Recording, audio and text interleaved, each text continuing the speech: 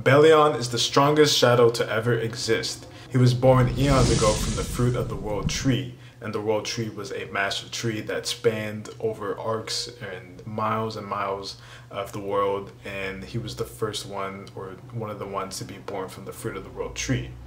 And then after that, he went on to serve Ashbourne, which as we know was the fragment of brilliant light and also the Shadow Monarch. And he served him as a lieutenant for years and years, and both in his when he was alive and when he was dead. So he was the first one to ever actually be reborn as a shadow in solo leveling.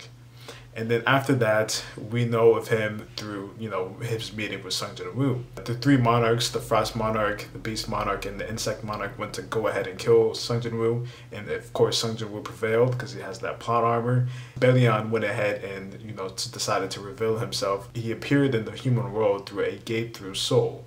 And all the people in Korea were freaking out because they were like, whoa, what is going on? We think this is an S-Ray gate, right after Sung Jin-woo just killed all the monarchs. We need him again. But when Sung Jin-woo arrived, he realized that this whole army of shadow-like beings were actually his own minions from the previous Shadow Monarch. And then we later on figured out that Bellion, general of the Commander Army, after Ashbourne had left and died.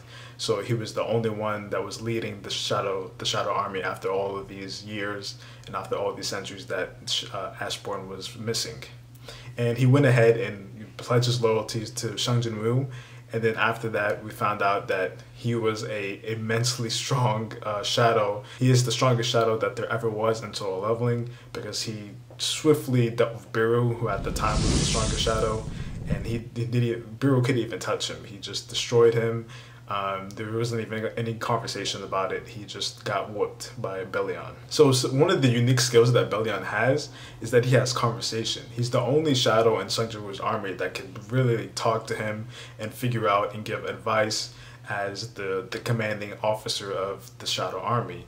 Nobody else could do this. Only Biru could talk a few words, but his comprehensive level and his abilities to speak was kind of like a kindergartner. He can say a few words, but he can't really string along a whole conversation. But Bellion could do that exact thing, and he was giving him advice on the final battle with the Destruction Monarch to Sung Jin-woo, and if he was a good leader for the Shadow Army. And then that's really all we know about him, but he is probably one of the coolest shadows and one of the strongest shadows that there is. And he has the guy is massive. He's towering over Sung Jin-woo, and he has this cool looking armor. His sword is like a whip / sword, and he can use it either or, and it's just really cool to see in the manga when it first gets revealed. But that's really all we know about Bellion. I think that the Shadow playlist is going to be coming to an end. The next video I'm going to do about the shadows, I'm going to put all the shadows into one video, just like I've been doing with every ruler and every monarch. But this time I'm going to go ahead and elaborate on the other ones that didn't really have enough of a story for me just to take a separate video on. So I'm going to be doing, like Kamish, that was temporarily a shadow, Kazel, the dragon that Sung Jin-woo rides around.